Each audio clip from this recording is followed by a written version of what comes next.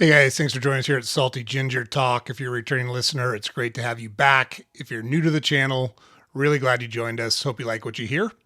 Our podcast is for people that want to learn something new or make themselves a little bit better every day. So in today's episode, we're going to be talking about addictions. What causes addictions?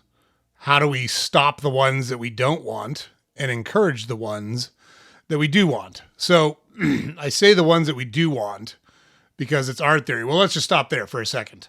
I'm not a doctor. I'm not a psychologist. I've never been to medical school or have any training in medicine. With that said, I have been successful at changing habits, at developing really successful things, at failing and trying again, at picking back up, at changing things in my life that I don't like.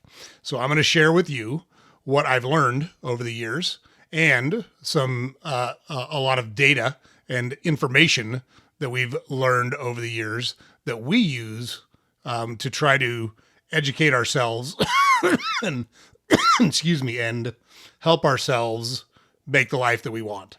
So, not medical advice, not a doctor, et cetera, et cetera. With that said, I don't think you need more than a lot of common sense in most instances to change the habits and addictions that you have in your life. So we're going to talk today about the top 5 reasons that people develop addictions, the warning signs you can watch out for to see if you might be on the road to being addicted to something, and some practical strategies to stop those habits before they become serious problems. Now, it's important to note, when we're talking about addictions, I think most people think drugs and alcohol. Clearly, to drugs and alcohol. With that said, that is in no way the end of addictions. There are tons of things you can be addicted to. Gambling, social media, food, porn, nail biting. You can be addicted to a lot of things that you just lose control of and they take over parts of your life. And it is what it is. The most important thing to do is to recognize it and develop patterns or habits that break that cycle. And then you need to replace the unhealthy or unwanted addiction with a healthy or a wanted addiction. And so that's what we're going to be talking about in today's podcast. And with all of that said, let's just jump into it. So what are the top 5 reasons people become addicted to something, whether it be a substance, an activity, a behavior, no matter what it is? Number 1 is dopamine. So dopamine is like the reward system for your brain. Dopamine is a neurotransmitter. It's a chemical that gets released when we engage in enjoyable activities. Now notice, I didn't say good activities. I said enjoyable activities. And that is one of the reasons why it's hard to predict what is going to be addictive to different people. So I'll take myself, for example. I have never been drunk. I have never touched an illegal drug in my life. That doesn't make me a better or worse person than anyone. It's just a statement of fact. I don't think I'm predisposed to like those things because they've never appealed to me in any way, shape, or form, even when I was a teenager. And yay, good for me. But you know what? I really struggle with food. I've always struggled with food. There's been stages in my life where I've been in phenomenal shape, and there's been stages in my life where I have been grossly overweight and obese. And that's just my struggle. Those are things I personally am more predisposed to becoming addicted to or having trouble controlling than other people are. So whatever your addictions are does not make you a good or a bad person. You are probably genetically, and we'll talk about that in a little bit, probably genetically predisposed to whatever things you struggle with right out of the gate. And so you don't have a lot of control over that aspect of it, but you do have control simply because you are predisposed to an addiction does not give you license to throw your hands up in the air and claim that you're powerless, because you are not powerless. It might be a lot harder for you to quit drinking or gambling or watching porn or whatever it is that you struggle with. it might be harder for you for a variety of very real and legitimate reasons, but that does not give you license just not to do it. So don't make excuses. Don't say, oh, it's hard because I have a genetic predisposition to this dopamine rush that comes when I do X, Y, or Z. Got it. That is your issue to deal with. You still have to deal with it. You're still responsible for it. We'll acknowledge that it's harder for you than other people, but it doesn't give you a free pass. So that dopamine creates addictive behavior because it's an old joke that I like. It's only kinky the first time. And the reason that is because when you partake in an activity and your dopamine hits and you go, hey, that was good. Now you partake in the activity and the dopamine hits. Well, you need a little bit more dopamine to get that same rush or level of excitement that you got the first time. So you partake in the activity for longer or more often. And pretty soon, as you're chasing that dopamine rush, it takes more and more of the substance, the activity, the behavior to give you the dopamine rush you got the first time. And you continue to chase it because your system is less responsive to the dopamine because it becomes a little bit more tolerant to it. So social media is a good example. The likes, the comments, the notifications create a quick dopamine hit. And that leads you to compulsive checking. I want more. Did anyone else like my video? Did anyone else like my picture? Did anyone else like my post? And that's why you wind up doom scrolling on that stuff, because you're chasing the dopamine rush. So what are some warning signs of that? Do you feel anxious or restless when you can't access the activity? You've ever seen a smoker that's gone a couple hours without smoking a cigarette? You can see them kind of jonesing for their nicotine hit.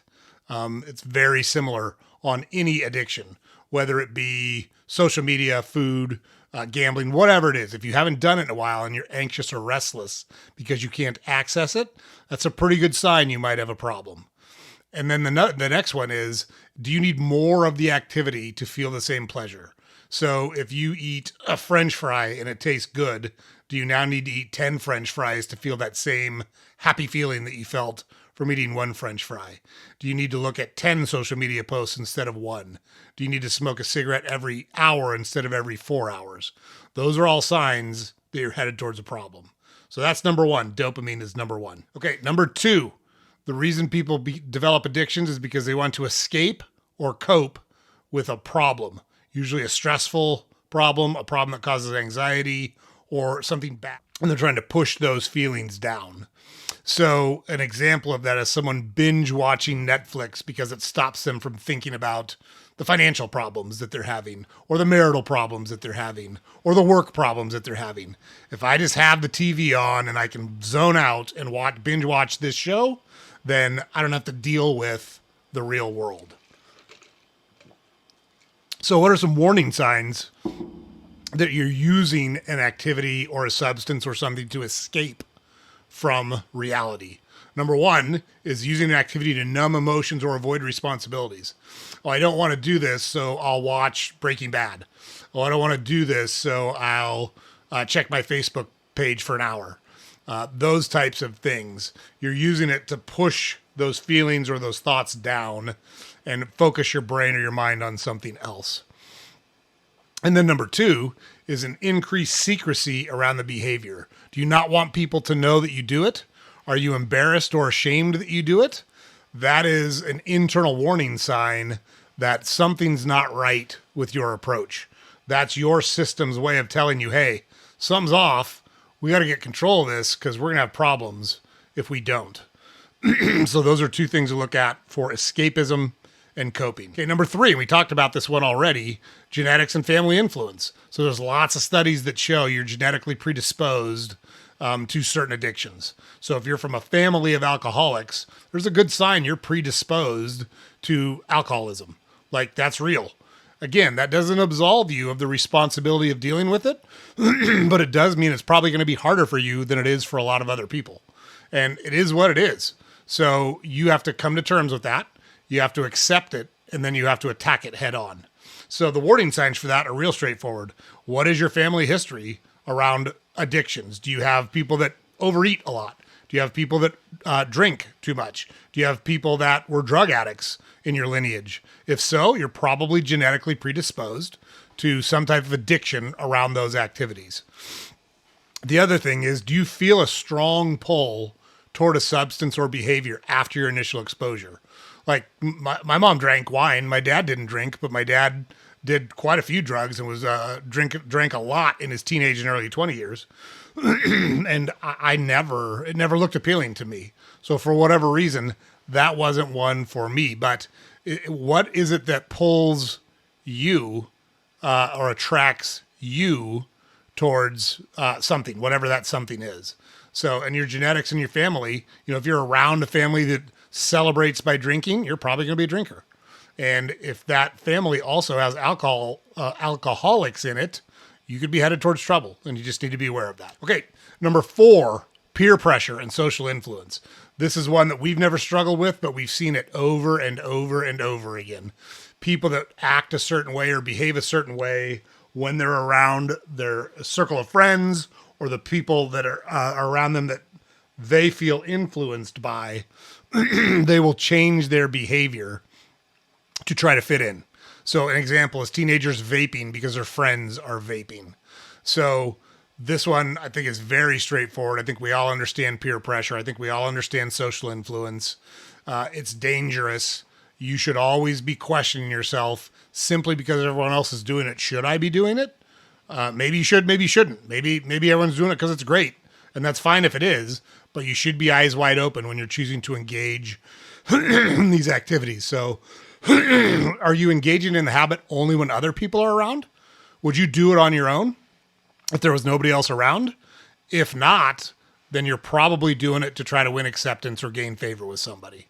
And then the next one is, do you feel uncomfortable saying no when you're around people? It doesn't bother me at all to sit at a table of people drinking alcohol and say, nope, none for me, I'm good. Every time I go to a business dinner, I just have them take my wine glass. That way they don't have to worry about hitting me when they pour the wine bottle that's going around the table. Fine with me. It doesn't bother me a bit to say I don't drink. And that's okay. And it's okay that other people drink. It's not a judgment. Nobody's better or worse for the choices that they make. I just know it's not something I'm interested in. So if you feel uncomfortable saying no to an activity when you're around a group of people, that should be a warning sign to you because there's probably something wrong there. Okay, number 5, lack of a healthy routine and structure.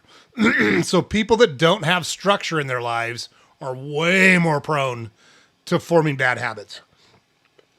And this is just the old nature loves a vacuum. Nature will find a vacuum and eliminate it. So that's why low pressure always goes away, because something comes in to fill that low pressure area. So when you don't have a stable daily routine, you may turn to something or allow something to creep in there that doesn't belong there. Maybe it's gambling. Maybe it's overeating. Maybe it's binge watching. Maybe it's social media. But you're consuming or going through this mindless activity because you don't have structure. So the warning signs to look at here are, do you have a set schedule for work? When do you go to sleep?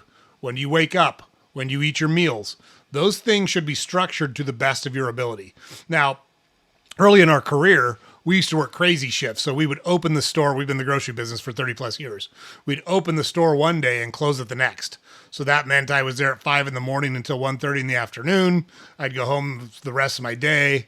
And then the next day I wouldn't go to work until 5 p.m. and I'd get out at 1:30 a.m. the following morning. And then I might work 11:30 to 8 the following day.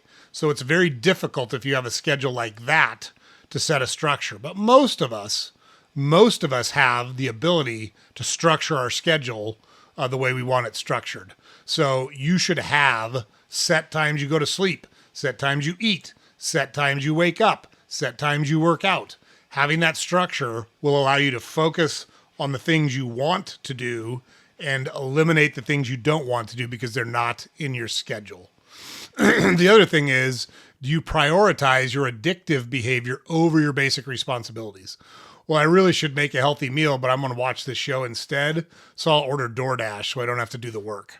Like, that's an example of, hey, I know what I should do, but instead I'm going to do the easy, the addictive thing and not take care of my basic responsibilities. So that's a big warning sign. If you see yourself doing that, you got to really kind of check your head and understand what's going on. Okay, so those are the top 5 reasons or behaviors that people become addicted to things or allow things to take over their lives. And make no mistake, you're allowing it to happen. I understand that it's hard for some people, but remember, we don't get a free pass. Just because it's hard doesn't mean we throw our hands up and succumb to those urges or desires or temptations. We have control. We can make changes. We know it's going to be hard, but we're going to be resolute and we're going to make our minds up to make good changes. So how do we do that? So the first thing you can do is make sure you find the signs as early as possible. Whenever possible, look for the early warning signs. Keep track of behaviors that start to feel weird, wrong, that are new. Why am I doing this so much more? I've noticed I do X, Y, or Z a lot more often than I used to. Why is that? And one of the best ways to do that is to journal or write a diary. If you're going through your entries and say, hey, I noticed that I'm eating a lot at night now. Man, that's a problem. I noticed I'm gambling more than I was. That's a problem. I noticed I'm on social media more than I was. That's a problem.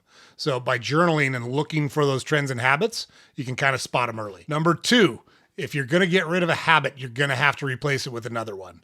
Because like we talked about, nature hates a vacuum and it's going to get rid of it. It's not going to allow a vacuum to exist. So if you were spending a lot of time scrolling on social media and have an extra 2 hours a day, what are you doing with that extra 2 hours? What are you filling it with to make sure another bad habit doesn't pop in there? You got to swap out the unhealthy one for the healthy one. So instead of binge watching, maybe you schedule time to read or exercise.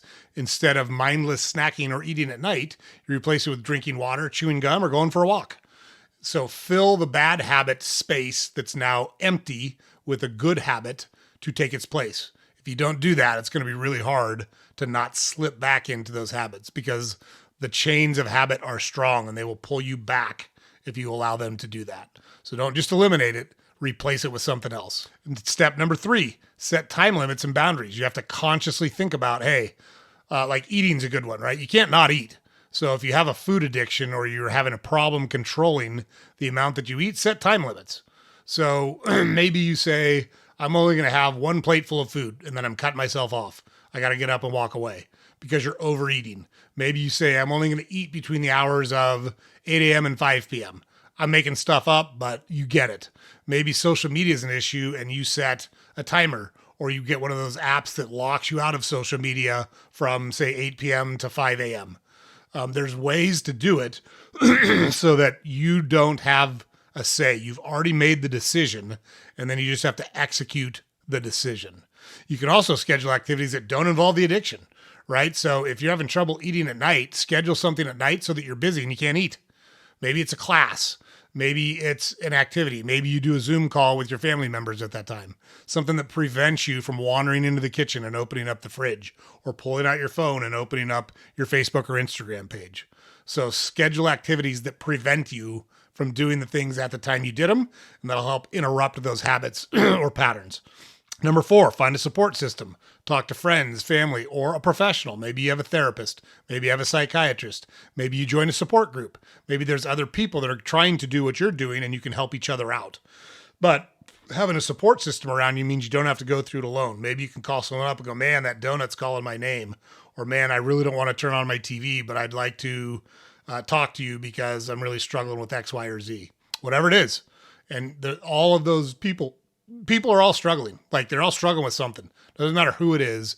You may look at someone and think they have a perfect life. I will guarantee you they're struggling with multiple things. You just don't see it. And it's okay to say, hey, I got a problem with this and I need some help. The people that care about you will help you. And there's people that care about you. You may not think there are, but I'm telling you that there are. And then number 5 is reduce the triggers in your environment that lead to your habit. So if stress leads you to overeating, find alternative stress relievers like meditating or deep breathing. If you're having a problem snacking at night, get rid of all the snack food in your house. If you go wander in the kitchen at 9 and eat cookies, get rid of the cookies. Then there's no cookies to wander in there and eat. Put a bowl of apples on your counter. Now, if you want to eat, go ahead, have an apple. Who cares? But you're not going to go in there and snack on the cookies. Like we talked about, if your problem is social media or porn, you can get one of those apps that says, I'm going to lock your phone out from being able to access these apps or these sites from time Y to time Z. That way you still have access to them at some point, but you've limited your access to them. If you are struggling with binge watching, get outside. Get outside.